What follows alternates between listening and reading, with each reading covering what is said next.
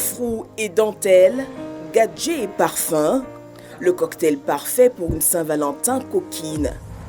Depuis plusieurs années, Zita Ferro s'est engagée dans l'univers du coquin.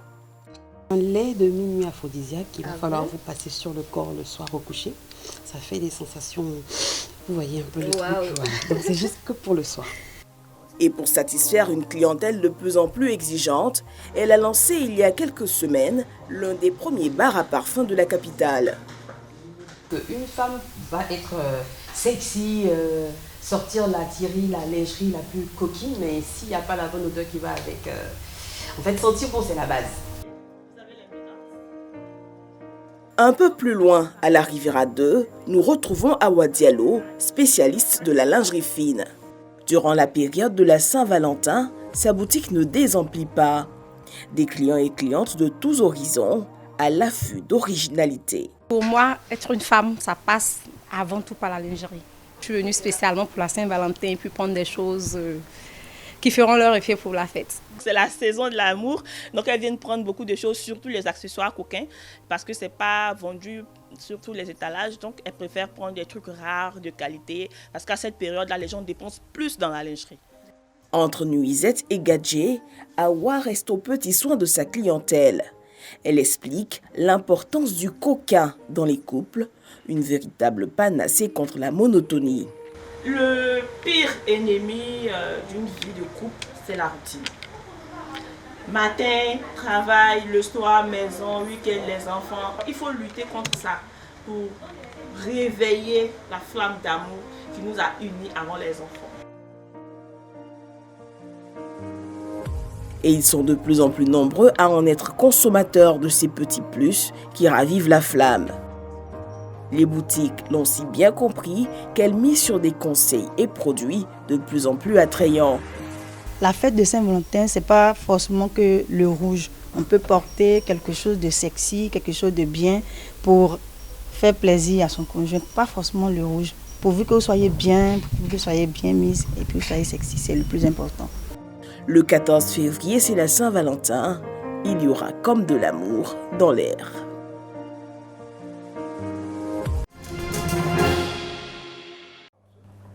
Pour dire je t'aime sans distance, la chef Nina Métayer a crié le toi plus moi. On a ce côté vraiment fleuri, du teint très frais, le côté très léger. Voilà, donc on a un côté très croustillant avec le sablé chocolat fleur de sel. On a un petit côté acidité avec le confit de citron. Après, on a le crémeux noisette bien onctueux qui vient couler, la mousse très très légère qui est rafraîchissante.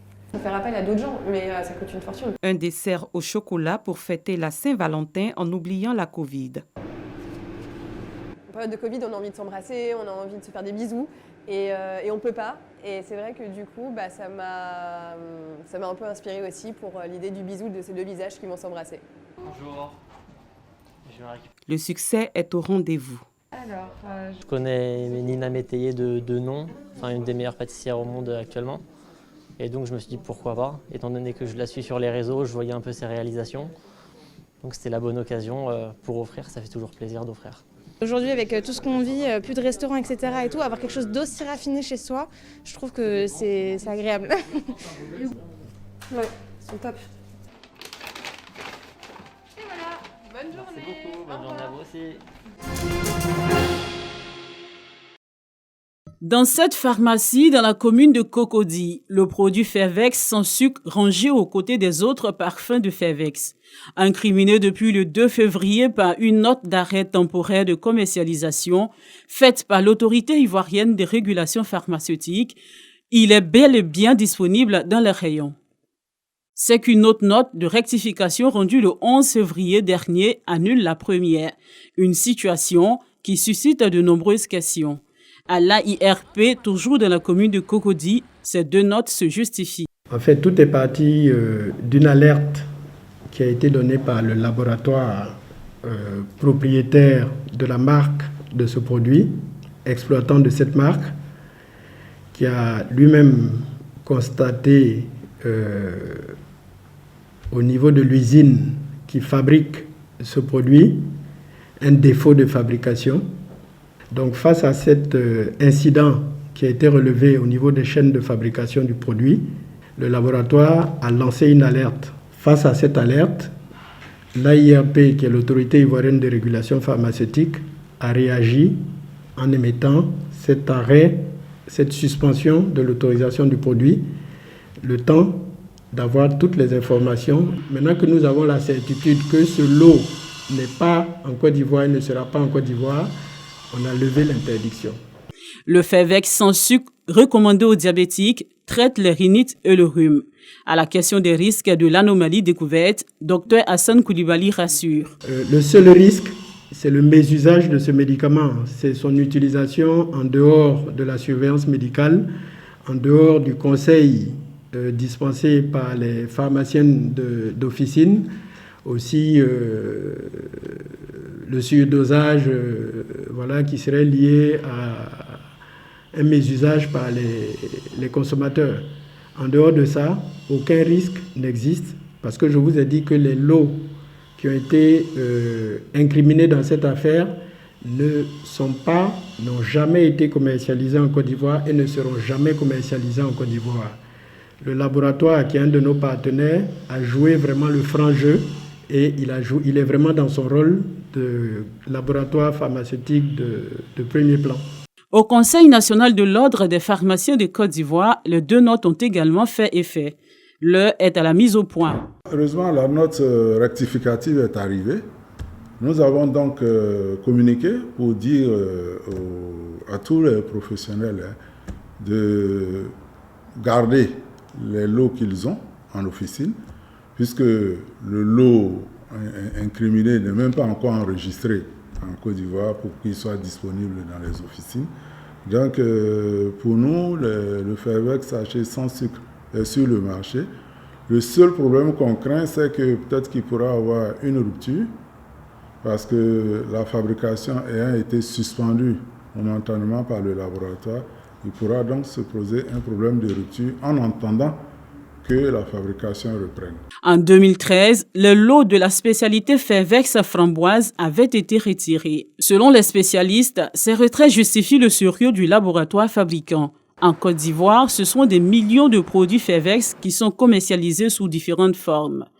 Seul le lot T4705 fabriqué après le 7 décembre 2020 est incriminé. Mais celui-ci n'est pas encore disponible sur le sol ivoirien, selon l'AIRP et l'Ordre des pharmaciens de Côte d'Ivoire. En clair, le produit Fervex commercialisé dans les officines en Côte d'Ivoire est sans risque pour les patients.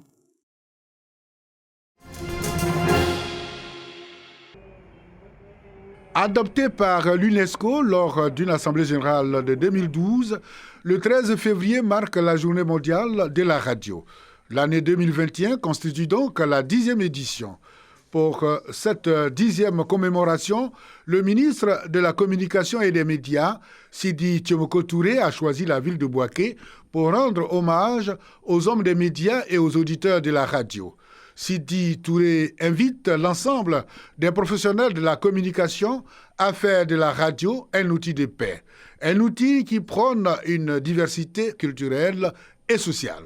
C'est un instrument de cohésion sociale, un instrument de partage qui diffuse au plus près les messages de réconciliation pour ce qui concerne la Côte d'Ivoire auprès des différentes populations. Donc nous ne pouvions pas être dans cette célébration sans véritablement venir marquer le coup avec Radio Côte d'Ivoire ici dans la branche de Bouaké pour pouvoir dire aux uns aux autres, en tout cas les techniciens et les professionnels de la radio, que l'État est vraiment conscient de leur contribution dans cette ambiance où nous devons célébrer le vivre ensemble, la cohésion sociale, et le média principal qui nous permet d'atteindre cet objectif, c'est la radio. À Bouaké, le ministre de la Communication et des Médias a visité successivement la station régionale de RTI Bouaké et une radio de proximité de la place. La Côte d'Ivoire a connu sa première radio juste après l'indépendance. Elle compte à ce jour 222 radios.